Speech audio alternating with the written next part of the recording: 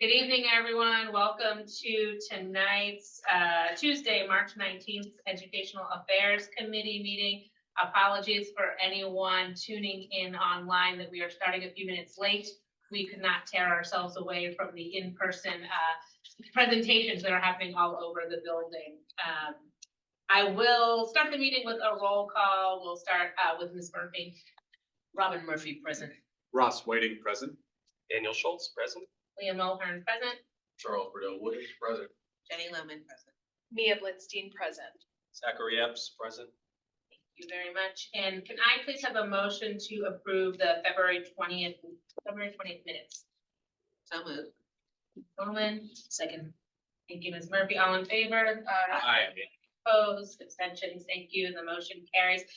Before we begin the presentation, I just want to acknowledge Dr. Mary Kay Feely, who is watching, who's not with us this evening, but thank you for joining us. She is our interim superintendent, and this is her first Ed Affairs meeting. So I wanted to give a welcome and thanks and appreciation to her for still joining us tonight. Thank you very much, Mrs. Mulhearn.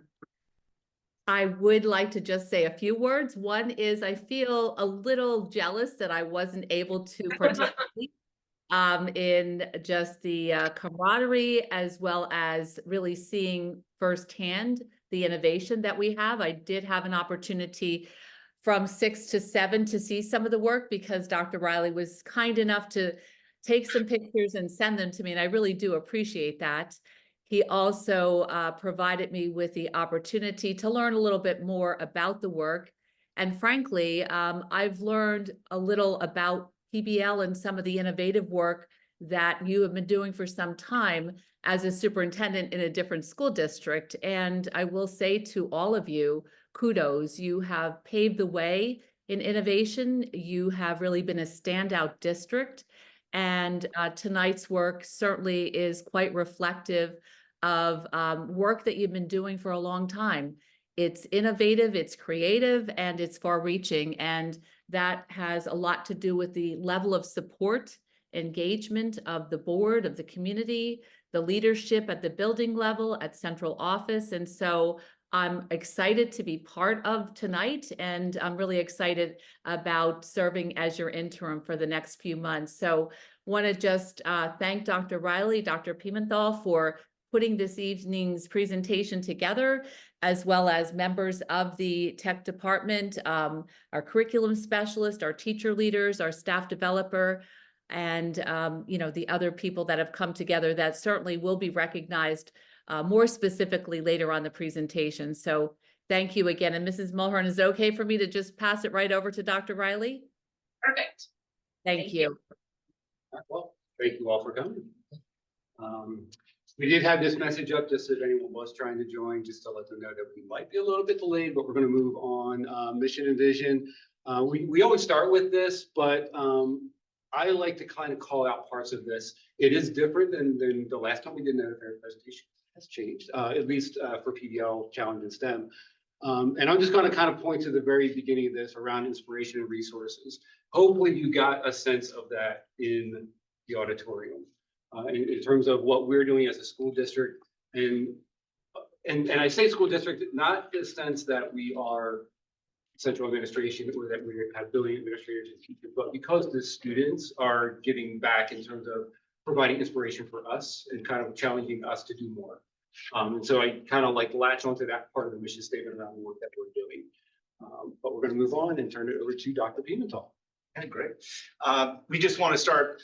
Obviously, this is sort of a public announcement, which is just a giant thank you to all the teachers and all the efforts that they did, not just tonight, but all the efforts that they had to do in order to be able to be here tonight to show you the work that was done with their students. And they're the ones who organized getting their students here and putting all together. There's just, a huge thanks to you, to all those people.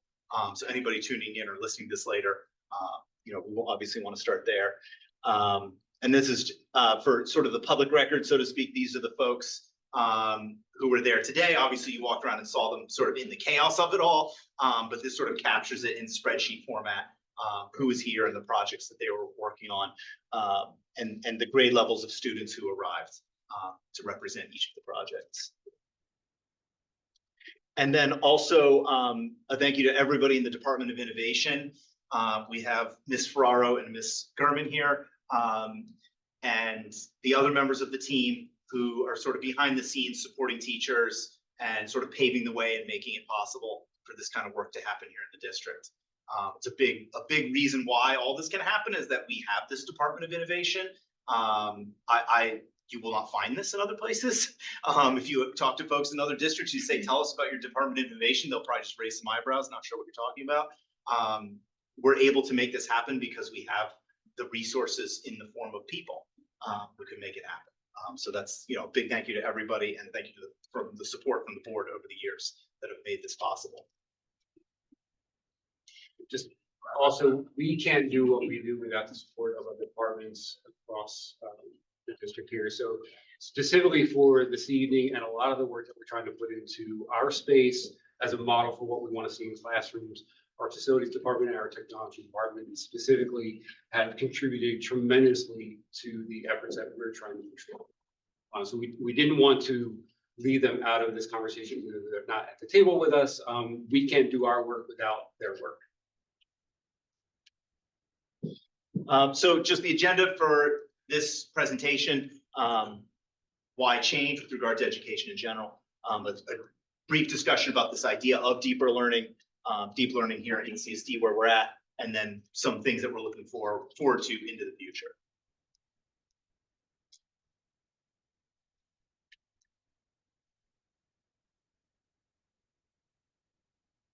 So just to sort of set the stage, this may be things that you've heard before. Maybe for some folks, this is kind of the first time of really thinking about this from the position, especially as board members, of thinking about our systems and our education systems. To a certain extent, our education system was designed for a different economy. And a big assumption of that previous economy that was one of the ways to prepare children to enter into the world was to put them into certain pathways that result in certification or other, sort of stamps of approval, if you will, on the part of educational institutions that allow a person to then enter into different marketable skills. And so the classic things would be like being an accountant, being an airline pilot, being a doctor, so on and so forth. And obviously many of those paths still exist. It's not like that has gone away or something. But obviously the world is a changing place. And you can start to see that bubble up when you start to search certain things like what are the highest paying salary jobs, for example. And you start to see that things that for anybody, over the age of 35, let's say, you would, if those things pop in your mind, you probably think of doctor, lawyer, airline pilot. Those are the things that pop to your mind about sort of career paths that result in high income, let's say. But the reality is, and you can see sort of on the right-hand list here, things like AI architect, chief technology officer, blockchain developer, those are the titles that are now associated with what we would have maybe previously associated with other career paths. And for the most part, I'm willing to bet that even if you're a very well-educated person, if I said to you, what is the job description of an AI architect? You're probably like, I don't know. They make AI stuff happen, but you don't really know beyond that. And that really is the formative lesson to take out of this slide, which is that our job as an educational institution is to prepare children. And in some sense, it was easy when you were trying to prepare children to be doctors, because you're like, doctors are a job. Here's how you get educated to be it. So we will educate the kids to be the thing. But now we're trying to educate kids to be something we don't even know exists, because these jobs didn't exist 10 years ago. So what are we preparing kids for that are currently in kindergarten? No one can claim to have the answer to that question. So all we can do is to create an education experience that will prepare them for an unknown. And all we can guess at are the skills and the competencies that we want our children to embody. But that's not necessarily going to be such a nice, neat package as we're going to prepare you for entrance into law school, right? That's so nice, neat, and clean. You can get kids prepared for that. But it's not so nice, neat, and clean when you don't even know the name of the title of the job is going to be. So that is the problem, if you will, that we're trying to solve. So this is where we get into this idea of deeper learning. For those who've been along for this ride for a little bit longer, you'll know that we started out very sort of focused in on project-based learning. And as we have learned through that experience, project-based learning is a modality, or it's a way to get there.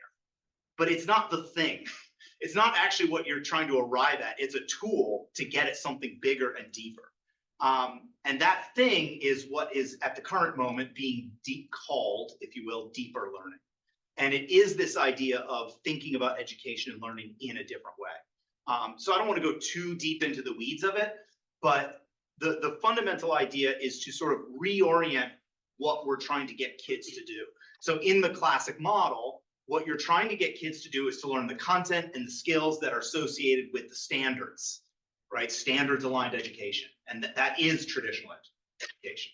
So the shift here is putting at the forefront the things you see under the deeper learning competencies. So the core 4 things that are going to prepare students for this unknown future are being able to collaborate, meaning in like a radical way, not in the like group project way, but in like a much more substantial and meaningful adult way. Communication, again, like not in a cheesy like communication course 101 kind of thing, but like in a really how do you do that to communicate concepts and ideas in an AI fueled economy, right? What does that actually look like?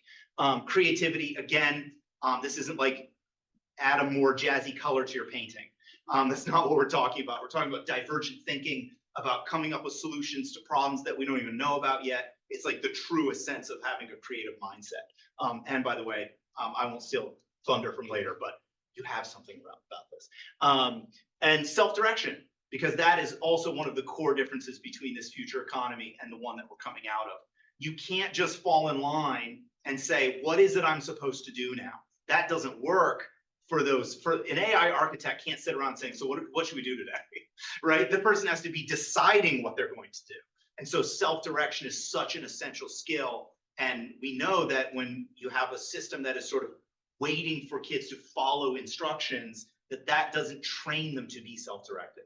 So those are the 4 competencies, and then you roll that into the education system. And that could be, we could be here all night kind of going through the weeds on what that means. But I'm just kind of giving you a snapshot about what we need when we say deeper learning. It's not the gadgets, it's not the robots, it's not that stuff. It's what we're trying to get at underneath it, which is the more sort of core competency. So this is what we're calling our heat map. This is a description of, or a visual representation of where we are currently with regard to deeper learning in CSD. So the green is where we feel like we have arrived at deeper learning. By no means does this isn't some like, mission accomplished speech. What we're trying to say is we are at the point where the core competencies are in place and deeper learning is what we're doing there. And so now what we have to do is get better at it. The yellow is an indication that we're somewhere, like something has been started. So we could either be pretty well along the way, but we're not confident to say like, yes, deeper learning is happening in this grade level in this subject. Or it could be we have just started. So there's kind of a wide range for what represents yellow. And then obviously white is where we have yet to start. So this kind of gives you a picture of not everything, but a sort of a generally broad picture of where the district is with regard to our current progress. And then looking at where we're looking at specifically for next year and the areas that we're going to focus on.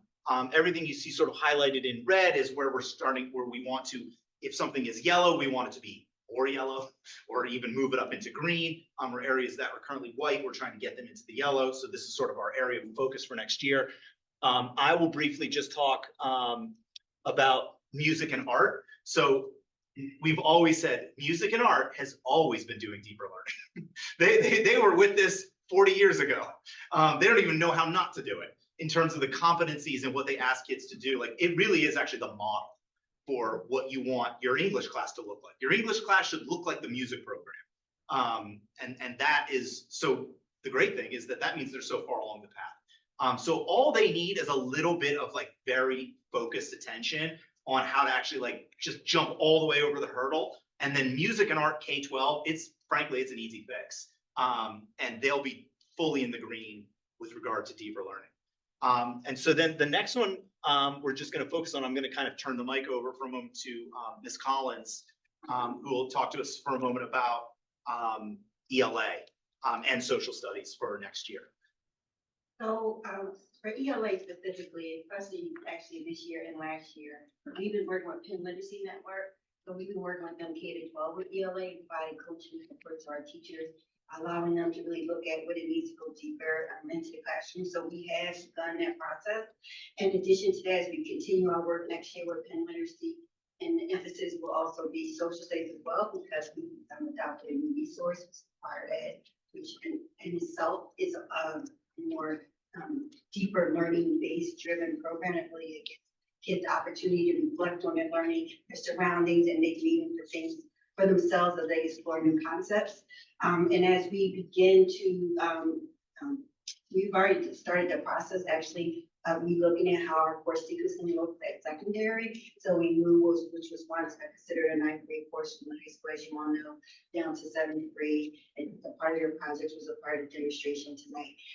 And all the projects that you saw tonight, you know, they had to utilize ELA skills to make that happen. Right. So it's kind of interwoven in everything that they do, but us really just taking the time to truly look at as we finish our curriculum documents and our resources and really take a look at our assessments, our performance-based assessments for our students, because we do, as Matt said in the beginning, we do have to first ensure that we are in compliance with the state standards, ensuring that our kids get everything they need, but we also want to make sure that it's meaningful learning experience.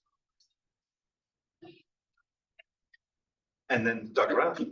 So I'm just going to start at the top and kind of work my way down, just to explain the PBL opt-in program. If anyone's unfamiliar, that is the self-selected, student self-selected program that we have at the high school in grades 9 through 12. We had something similar to that in grades 7 and 8 for a short period of time.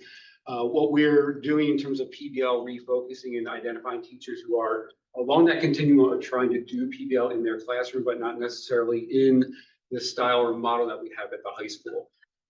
We hear from teachers that are interested in PBL, but not necessarily trying to build that around 3 different content areas at the same time. And so that may spread, but you're not going to see that exist in this specific PBL opt-out, or I'm sorry, opt-in program. I'd love to have an opt-out program, but we're not there yet.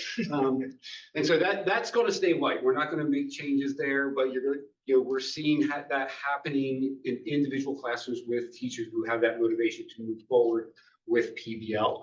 And so you'll start to see whites turn to yellow. That yellow will change color and morph into green in individual classrooms. Math, we have yellow. We have this happening in some classrooms already. And so we were looking at individual classrooms. You'd see green classrooms versus yellow versus white. That's why we just left it yellow. In the earlier grades, we're looking at making some slight changes there to get us closer to being ready to make that jump into the deeper learning concepts in the mathematics classrooms. We're not quite ready for that for next year, but I'm thinking the following year we'll be able to make that second step into that realm. And then lastly is science. So if you've heard of STEELS, the new STEELS standards, the implementation is getting a little bit closer. The state is still doing some work on their end of things with STEELS, but science is going through a enormous transformation across the state. And so the changes that are happening there for us are happening everywhere, and everyone has some questions about what that's going to look like and what that means for what's going on in the classroom, how teachers are going to be teaching in this new model. Because what the state didn't do is they didn't just swap out one standard for another. They changed the model of instruction for science. And to Matt's earlier point, we could spend all night just talking about STEELS. If you're a science nerd, you love it. If you're not, you're out of here. All right, so we're going to skip that, but just know that science is changing K through 12. It's happening at all levels. It's sort of happening at all levels all at the same time. So it's going to be a big challenge for us. Fortunately, we do have some areas at the high school that are already making some forward momentum in the changes with STEELS. We also have some classrooms in our elementary. So K, and actually I'm going to back up one slide just to kind of highlight these. Kindergarten, first grade, third grade, sixth grade, and eighth grade are already looking at programs that align to the new standards that are phenomenon-based, project-based, inquiry-based. They all kind of fall under that same umbrella. So we've already started that work to set ourselves up for next year, that we can have other grade levels kind of getting on board with that direction that we're moving. I would say we'll have some of those areas in green in 2 years as well. Some of these yellow areas may be green at some point next year. So we've got a lot of motion happening in science, partially because the state is requiring it and partially because of the work that we've already been doing around.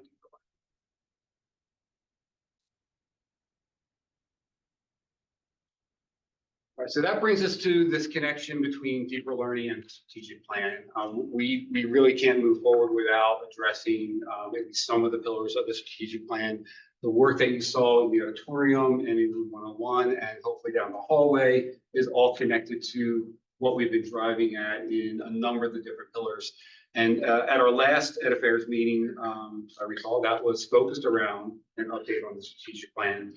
And so there were a lot of intersections across the pillars when we presented those pillars. And so we're going to highlight a little bit of that here. Just in terms of the presentation itself, each of these 4 things are linked to additional slides in the appendix of this presentation. So we don't have an intention to go through those slides here, but they are there if anyone is curious to see some examples of what we're referring to. Speaking on continuous school improvement, that is sort of ubiquitous across all of our pillars, specifically what's going on in schools as it relates to teachers and students in the classroom. We've been doing a lot of professional development with our principals and our teachers to implement this new cycle of improvement that is very reliant on data and lots of different data. We've talked about multiple measures of data in the past. We're not going to dwell on that now. But that is part of the work that's driving what we're doing through the innovation spaces that you were able to see tonight. The next one is curriculum design and diversity, equity, and inclusion. I didn't leave out belonging intentionally. Debbie is the name of the pillar. DEI is prevalent across a lot of the work that we're doing. In terms of curriculum design, we have a lot of work happening across all content areas. Whenever we have the opportunity, we want our curriculum, our teachers who are involved in that work, to think about those intersections where we can have the idea of STEM and not STEM in the sense that it's science and math, with like technology and engineering thrown in the middle of that, but where true intersections of content are happening, where it's natural for students to think about a science concept because they've already learned something in math versus science is separated from math. And what we don't want to do is we don't want to isolate ELA or social studies from that either. And so while we're thinking about curriculum design or in that work and aligning to our resources, designing common assessments, we also want teachers thinking about those intersections across content areas where it makes the most sense to bring multiple content into a specific unit or lesson. Portrait of a Graduate is one I think that ties together everything that we're doing. If you go through that pillar and look at some of the words that are in there, they're throughout a lot of the other pillars. PBL is a part of that. The work that we're doing in DEI, social, emotional, mental health, that work is also in Portrait of a Graduate. Specifically, I believe the link here addresses some of the work that's happening in the Challenge program, which has been a shift over the years in terms of who has access to that. And so a lot of the work, and this connects our continuous school improvement, our curriculum design, Portrait of a Graduate connects the idea of providing access to all students in all content areas. One thing that's also helping all this work move forward is, again, the early dismissal Wednesdays have been a huge support in terms of providing the time that we need for our teachers and our principals to move this work forward collectively, not individually at each building, not individually in classrooms, but as a collective district, moving ourselves forward with continuous school improvement in the work that we have happening in the curriculum with the ideas around deeper learning that support Portrait of the Graduate. The last part are the partnerships, and I know that's also part of Portrait of the Graduate. We're looking for more partnerships to help with connecting our curriculum to what's happening out in the real world. What is happening in the auditorium is some of that. We do have a slide. I am going to share this one slide that is in the appendix, which is the partnerships. I'll do that at the end as we kind of transition into questions. But the number of partners that we have in the work moving forward has grown a lot over this school year and has grown a lot over the last several years. I've been in the district, this is my 8th year, and there's been a big shift in terms of, as a school district, we have partners in a lot of different spaces. And so I'm going to move on to The very last slide, I think that we really have before I talk about partnerships. You have in front of you, or sort of in front of you, a book called Creative Confidence. Going back to our mission statement and talking about inspiration. Tom and David Kelly are the founders of an organization called IDEO. It's a design firm. They do a lot more than just design things.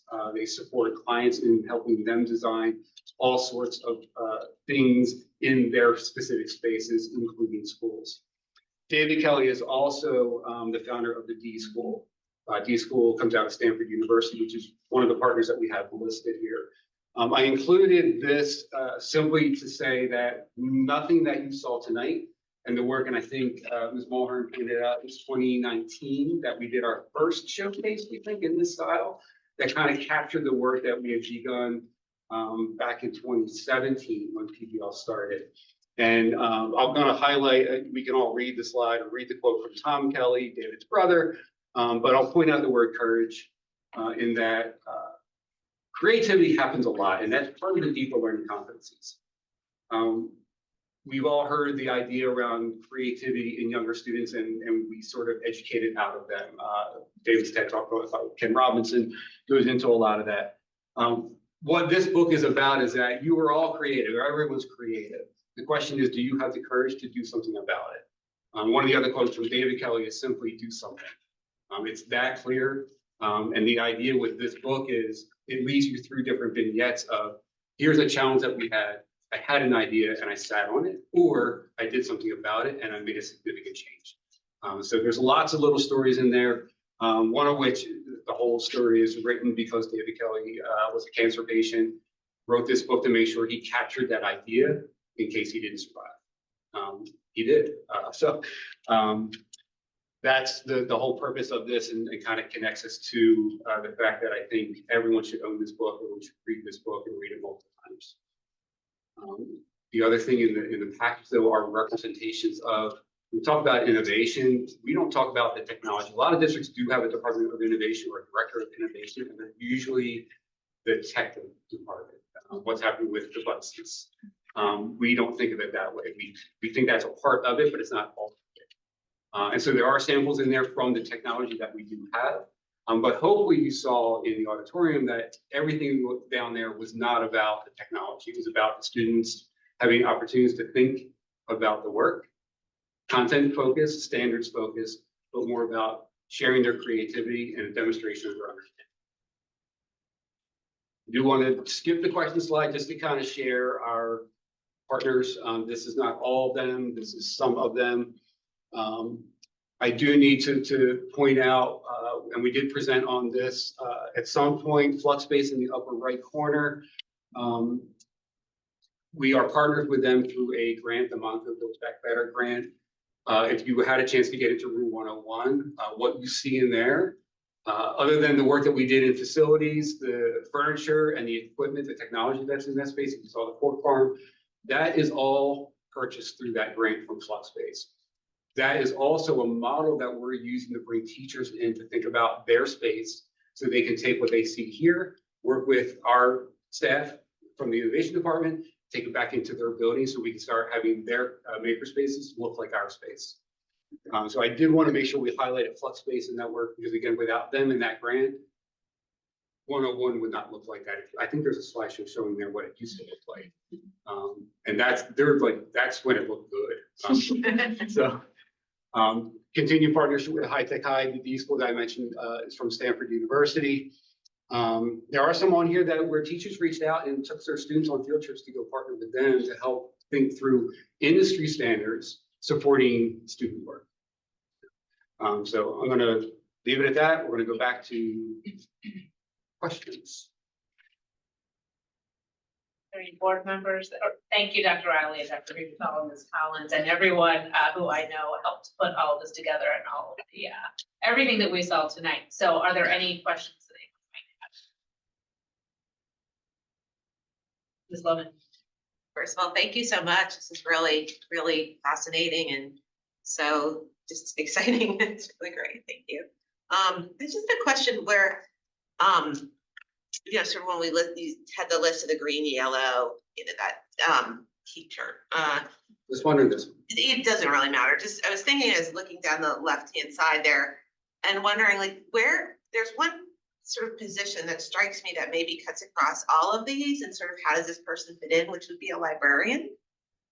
And sort of how are we incorporating our, you know, whatever we're calling them these days, librarians, digital media specialists, you know, into all of this. Okay, well, you've now been invited into the Department of Innovation.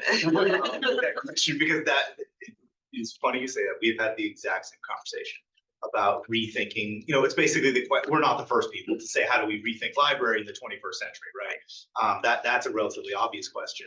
But the thing that we have been talking about is how to specifically integrate the libraries into all of this, because that seems to be a ripe opportunity.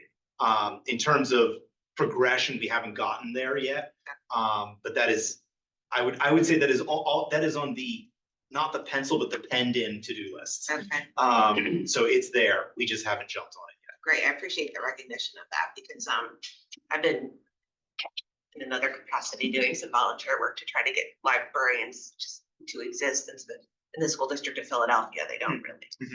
The district has two. In the District, yeah, that's not true. But anyway, so There's more than 2 schools there. yeah, yeah, there's so but doing a lot of thinking about sort of people don't know what they don't know, and I think that when you aren't in a school system that has a librarian or sees how librarians can really function in the 21st century, you don't know what you're missing out on.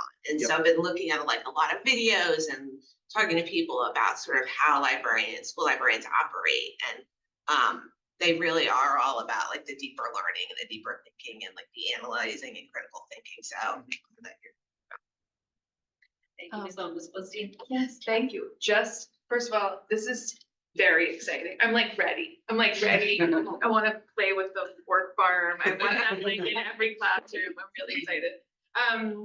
But to just build on what Ms. Lohman was saying about librarians, I also think I've definitely been reading a lot, and in also other capacity, I work as a media literacy person, and I just love to see that also woven in somewhere, just to help our kids navigate the world they're growing into and inheriting, and you know, I want them to also be able to like vet a source and tell the difference between truth and fiction, and also be able to write papers, whatever they're doing later. They're also passing along information, or hopefully maybe not passing along misinformation, that I would just love to see that also incorporated in addition to, you know, library stuff. One point with the librarians, we have obviously 7 schools and more than 2 librarians.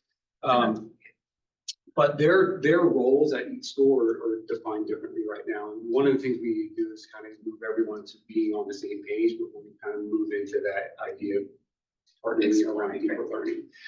Because they serve different functions for their building. And those functions are vast in nature. And so to try to corral that all into one job description right now is part of that work. And then we can move that forward. Thank you. This is very exciting. Any other board questions, Mr. Bodell? Mine's the question and a comment.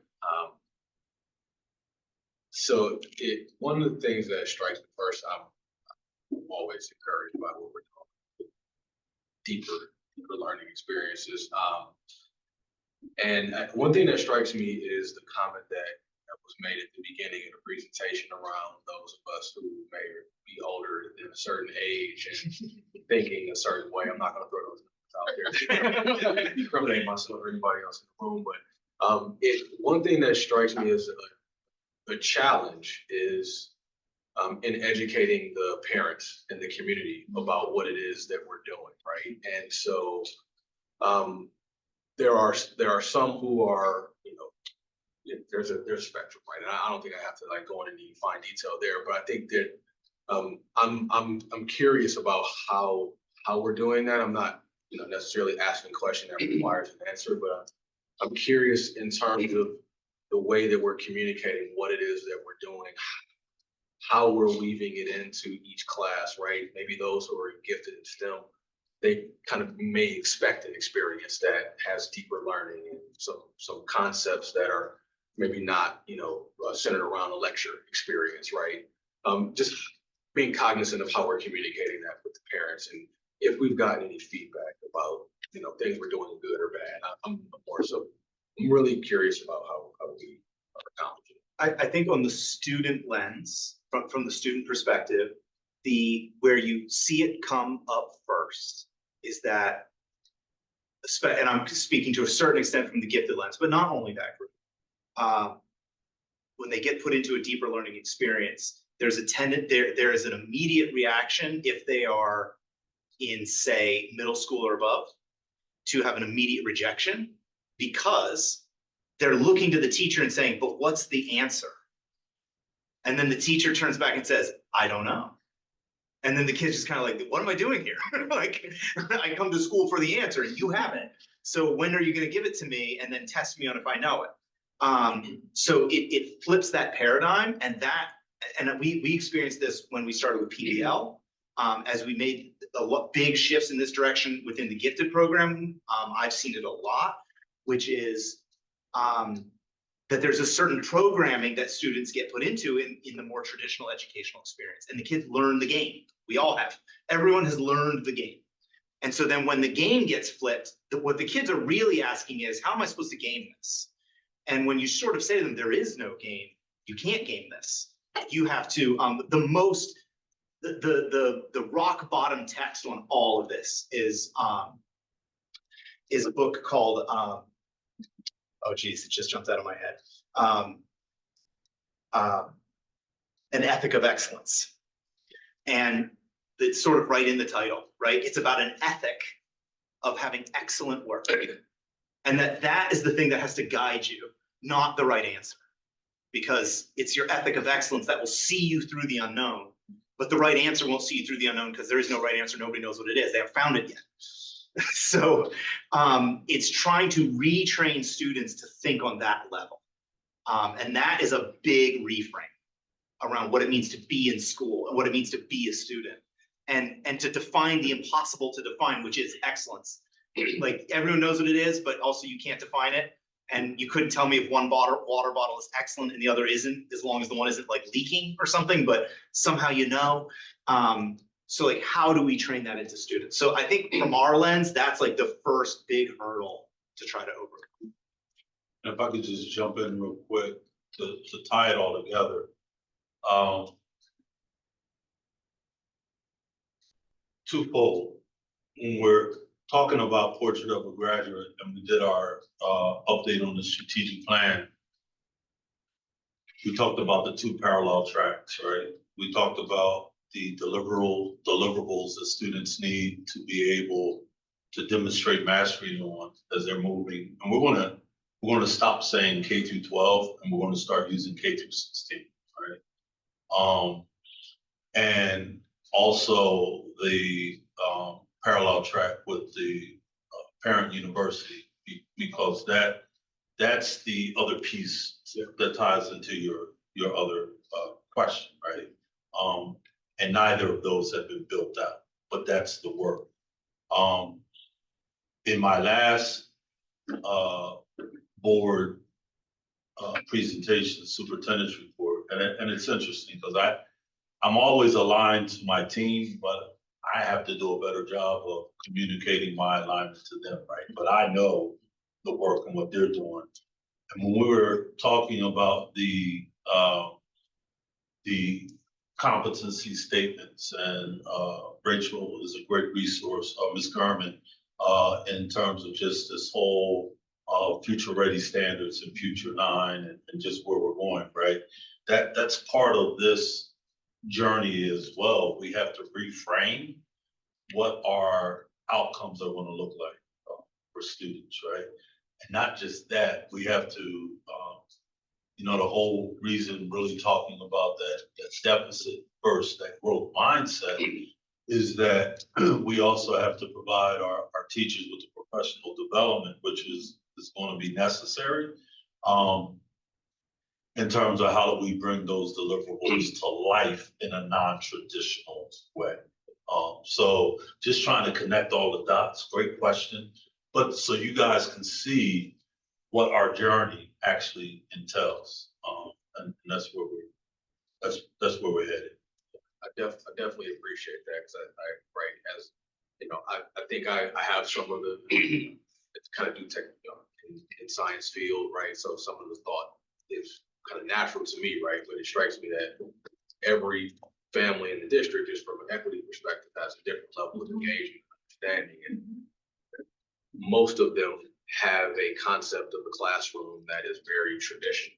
And if what we're doing is so different and good, it may still come off as drastic, and that rejection that you hear the older students have. Their families may have that too, and just how we communicate, I think it's going to be important in that perspective. And just to, again, piggyback on that, assessment wise, I assume there will be like rubrics that are sort of created with students. I mean, I shouldn't assume anything, but can you tell me a little bit about what the assessment process will be like, how it might change report card conferences, or, you know, like milestones that we're looking at in individual grades and classes? So we're in the process now of working on common assessments across the district, across content areas. And they all look a little different. Just for example, PBL itself, we do have rubrics around projects. Some created by teachers and co-created with students. But they also have traditional assessments in PBL. And so we're not getting rid of that. One of the things that we still need to make sure we do is prepare our students for standardized testing, right? And so we can't completely shift to full PBL model, all rubric and project based, and we don't test our students ever. And so we need a balance with that. We're working towards aligning the idea of a rubric in terms of, in the PBL space, we may have a style of rubric in 9th grade that may not match 10th grade. And we want to bring those into closer alignment so the students' experience already, the expectations are more uniform. And so that's work that has been ongoing, at least in the PBL space. And as we have more teachers shifting to the deeper learning, that's a component of that, that professional development as well as the curriculum stuff. What we'd like to embed in the curriculum are those options that there are traditional style assessments, part of that, and then there are more performance-based tests as a form of assessment as well. And so students who teachers who have made that shift have an option for a performance-based test that is essentially grade students' understanding on a rubric versus. Mr. Schultz. Thank you. This is always the best at embarrassed people. Say it. This is really great. I have two. So the first question I had is internal, and it's around. So we've recently had a presentation, an ed affairs presentation around the beginnings of our MTSS program and the development of it. And I know that's still being developed, but I also think of MTSS in the context of that more traditional classroom environment.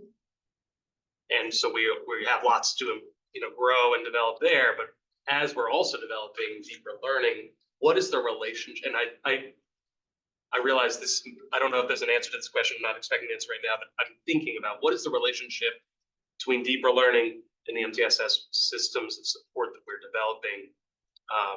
If a student is engaged in PBL, or whether that's full-time or in an individual classroom, and maybe they're struggling and they need some additional supports, how is that identified? What are the structured resources that are being provided to help those students? So where is that in the, will that be in the roadmap? What are your thoughts there? I would start by saying that 95% of it would be exactly the same. Okay. It's not. a big shift, really. I can just give you an example in the PBL space at the high school. I would say the difference that you would hear if you're in a team meeting there relative to in other places is that they're specifically talking about project work and what particular students are or are not doing in terms of being on progress to being able to achieve the goal of a high quality, expression of excellent student work. So if you know that a student is sort of playing the game of like, well, I haven't done anything in a week, but don't worry, I'll get it all done the night before, right? Is it the teachers know that as like a pitfall. And so that's part of their conversation around their individuals, the students on their team. And so that I think would really be the only difference. Otherwise, MTSS runs as it normally does. Right, so it baked into what you're developing. And also, I'll just say, I think every year that we have this, the caliber of everything is improving, and that's consistent across lots of different facets, but here as well. And shout out to those students. I want to just say that one thing that I was like, oh, this is amazing. There was the cups, and that one of the things they evaluated was not just the effectiveness of the materials, but the eco impact of the materials. And I was like, this is really like a different. I wouldn't have even thought of that in my traditional science fair brains. Like, no, you're thinking bigger. Total different tack. Outside of the school district, like when classes end and summer break begins, and this also links to the library's question, the township is going through facility study, and it's going to be changing the shape, and we have a better sense of what that shape will be, of what township facilities look like over the next 5 years. And there's going to be, it sounds like, in the current proposal, an investment in community centers and a new library in Wall Park. Now that hasn't been voted on, but that's what the most recent presentation is. Seems like that's the momentum. I just wanted to flag that because I think there's real room for collaboration between, like, more so than there maybe has ever been before, in this space specifically. And could we work with the libraries as they're designing, because they haven't designed it, as they're designing the space, could we work with the libraries to maybe take some of the flux space concepts and have us, our district, have a presence in that space? And then likewise in the community centers, there might be programming opportunities there. So I wanted to throw that out there. And while I'm on that roll, in the past, there have been school board members who have happened to also be library board members, but I wonder if there's room for trying to create and that's not a township question, but create a relationship between the school board and the library board, whether it's just somebody who sits in on a meeting every once in a while to learn what the library is thinking about. So, thank you. That's right.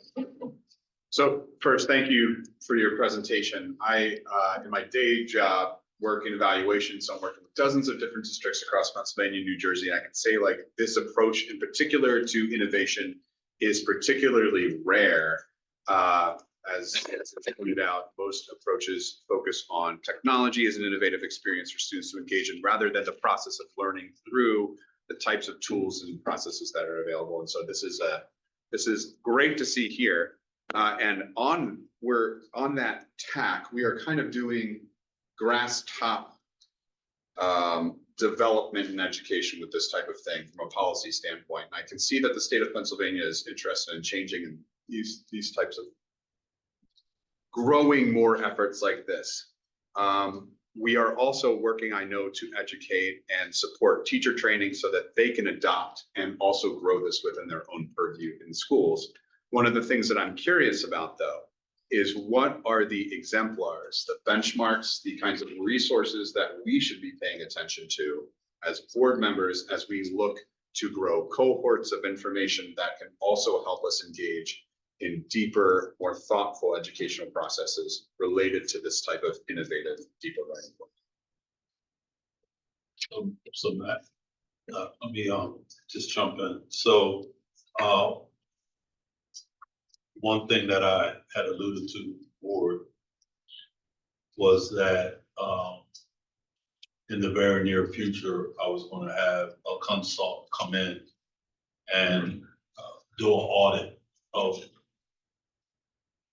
really programmatically where we stand K-12. I'm hoping to at least get the proposal submitted for your consideration prior to year end. I would say that that's going to be someone else who's added to those partnerships that will work with the Brain Trust, which is in this room, to really unpack what that looks like. They could probably answer that, but I want to go through the process to really unpack that. And it's going to be a full report that will be generated to us, giving us a baseline of where we stand, what we look like currently, and then what the recommendations are. So if you don't mind, I would just like to put a kind of pin in just being hypothetical when we don't need to be, right? Sure. It's coming down the pipe. So if I'm understanding you correctly, cart before the horse, let's pause and get the data. Yeah, Understood. yeah. Next time I'll frame it there. Mr. Epps. Again, second, third, fifth, whatever it is, to the thanks for the presentations tonight. Deeper learning can be talked about in a very theoretical way in terms of competencies. It can be talked about in terms of like certain conditions that exist. And I appreciate that we are getting closer to those certain conditions. Like when I hear meaningful learning experience, students making meaning out of their projects, or even a very practical example of how a teacher responds to a question. Like it can be made very practical. And so I appreciate that we're taking those steps closer to that, because it's just, it can be very, you can kind of get lost. And when you start to talk about the competencies and do they exist, are you measuring them or not, things like that. So that, it feels like we're in the right direction. When I heard you say common assessments, I remember our last presentation, I feel like that was a response to one of my questions. It was like, well, we're not there yet. We've got to do this step, then we're going to have commonly assessed common assessments, and then possibly we'll think about measurements. So, you know, all of that, I appreciate the progress that is being made really across the board. Another mention to the Wednesdays and how that is, you know, time meaningful spent in terms of actually, you know, going from that theory to practice. That's where it's happening, it seems like. And so I feel like as we're going to hear, oh yeah, that time is well spent, that time is well spent. At some point, we're going to be hearing, okay, well now here's what we're doing because we've spent so much time. And so, but you know, it's encouragement. In other words, a lot of encouragement to keep going down the path that you all are headed. And definitely in ways that make sense for families, make sense as we communicate it, makes sense in ways that, what does this mean for students and their experience on a day-to-day? So. Let's see. I promise this is the last one. I think I should. Okay, well, this is actually not a question, but just sort of putting it out there since we're coming up to our facilities meeting in a few weeks. That if there's anything that would be like in an ideal world, the next whatever we're doing facilities wise would include this, because this kind of a space would be ideal for whatever. It would be good to have that information. So just putting that out there. Design or so that, you know. I saw that. I did. Where they gutted the entire thing. So I'm just saying, like, in a dream world, you know, what would be the ideal maker spaces for us to consider including to give our kids the best. But I would say even beyond makerspace, those that have been on Rachel and Katie, because they hear this a lot from me.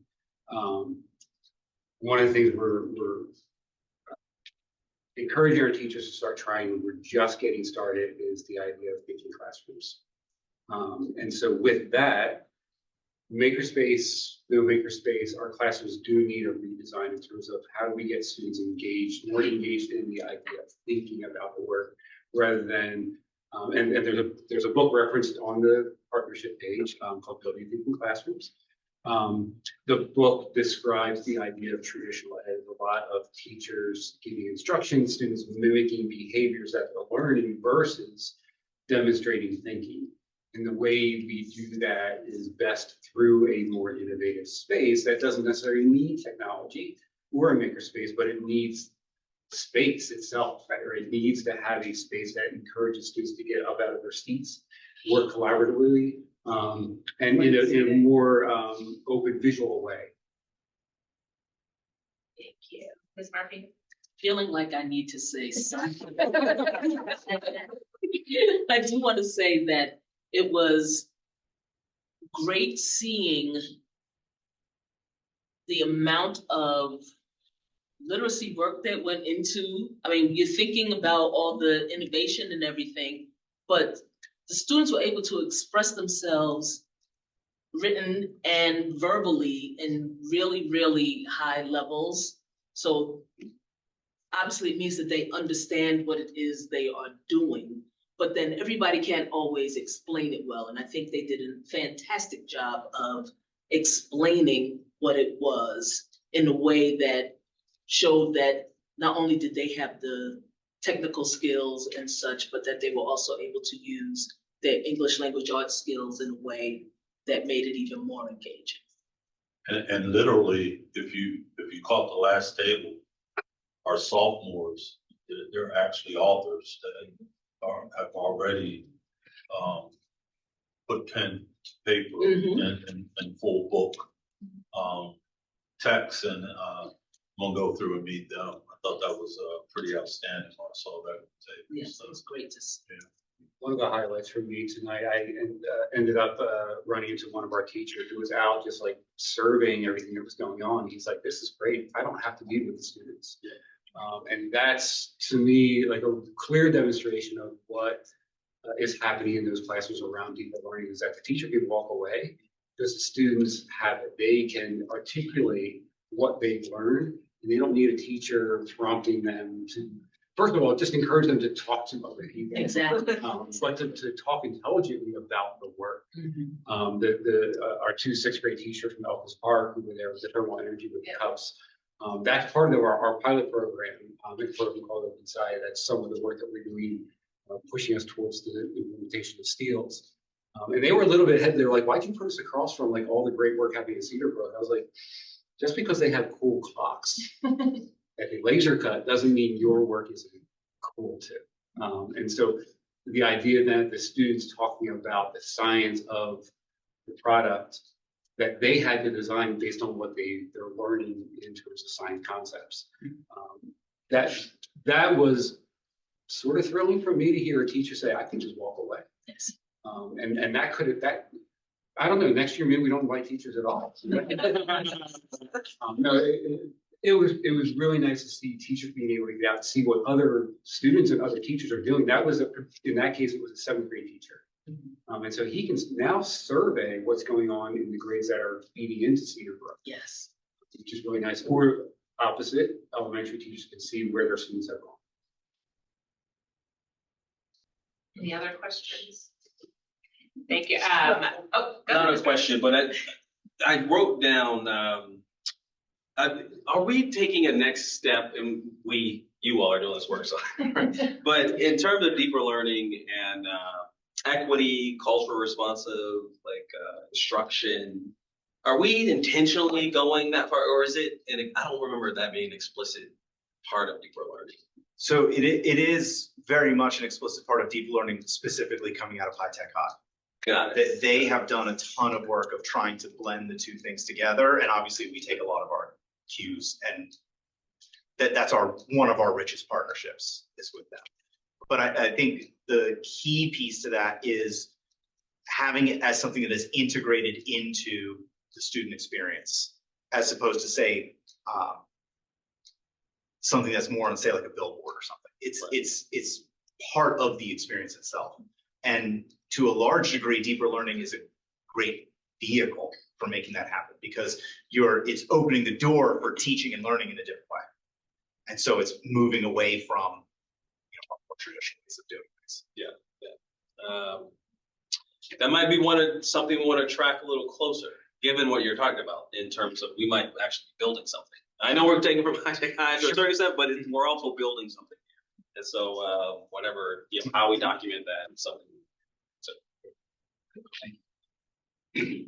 While we're borrowing a lot from High Tech High, we do a lot of, we've done all kinds of training in PD and, we also are very different in that we are a public school, not a, so that right there, Mr. Reps, I think building something differently is that from the bottom up, we're designed completely differently than High Tech High is, but we're still able to implement the things that work there here. So I wanted to add to what I think a couple of people talked about, students, yes, being able to explain it, teachers being able to walk away, but also in that explanations, so many students were able to really walk you through the whole process, which was really exciting to hear. It wasn't just, here's what we made. It was, this is the problem we started with. Here is all the different things, the research we did, the things that we had to kind of meld together to get to this end result.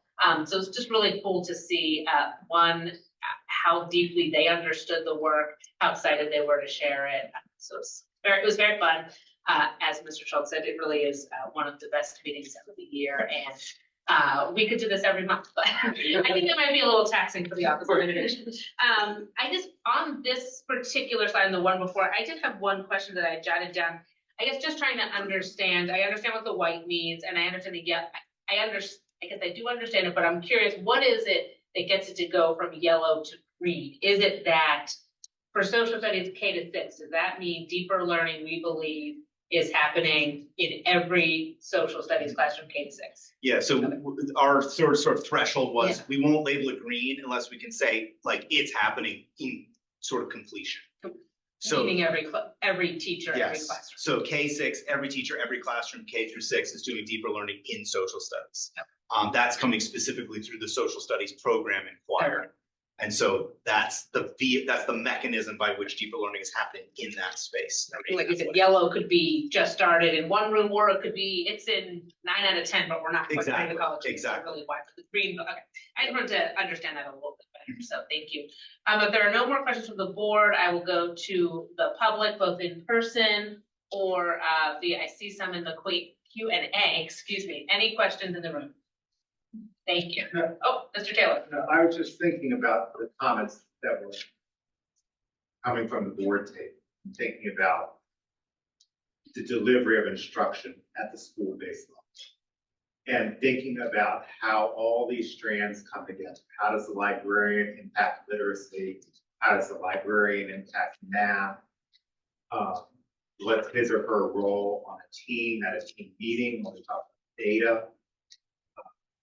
What's the role of the often overlooked speaking and listening standards in case, Lisa, I'm familiar with K to 5.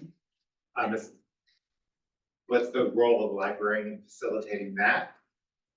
And one of the things I think about really about deep learning is what is the role of the student, right? And how are teachers providing a forum for them to actively and intentionally reflect on the learning that's taking place, either in a traditional setting, more traditional setting, or a more PBL setting. So looking at, helping our teachers look at this idea of metacognition and having students, building that into their lesson plan is a fundamental paradigm shift for many of our teachers. And that's a heavy lift. Some are on board with it, some are coming along. We're all at different developmental stages of that. But that to me is the takeaway question. And unfortunately for the Wingood staff, it's the question that they get asked in every walkthrough and in every formal observation. What was the opportunity you provided for your students to reflect on? Because that is ultimately the essential question. Thank you, Mr. Any other questions in the room? We go to the Q&A or see if someone would like to speak. Yeah, so there's technically one question, but I'll point out there was a comment made earlier that the present slideshow was not being shared at one point. That's why if you saw, I was trying to get it back. I'm not sure what happened, but apparently it's working now. So I did make a comment that I was trying to fix that, and here we are. Thank you. There's always a Yeah. challenge. And I don't know when that happened, when it switched off and they could just see the room. just wanted to make everyone aware of that. And then there is one question. So Reed's question is from Keisha Green, president of UPG from Elkins Park. Thank you for the presentation. Cheltenham is a uniquely positioned school district, a small district with a diverse demographic. Philadelphia tri-state area is rich in universities, medical schools, hospitals, and pharmaceutical and chemical companies. There are opportunities to partner with these organizations to provide programming and funding. Has the district considered hiring someone to lead collaborations and specifically seek funding support programs from these entities? If not, is that something that could be considered? Tell her yes. Yeah, yes, it's yes, it's being considered, especially around the grant opportunities and managing some of our federal funded programs such as Title I. It's what we're getting is growing, and so yes. That is the only question. Thank you, Ms. Green. Thank you, Dr. Riley. If there are no other questions, and I do not see any, we are ready to wrap up then. Again, thank you. I think we all said thank you. Super fun night. Thank you for making each year better than the last. Appreciate all of the staff in getting everything up and running. And so bigger and better every year. Fantastic. So thank you to everyone, and I will take a motion. So moved. Thank you, Mr. Rep. Second is Splitstein. Meeting is adjourned. Thank you. And thank you for our little. Thank you for- Yes, oh, yeah.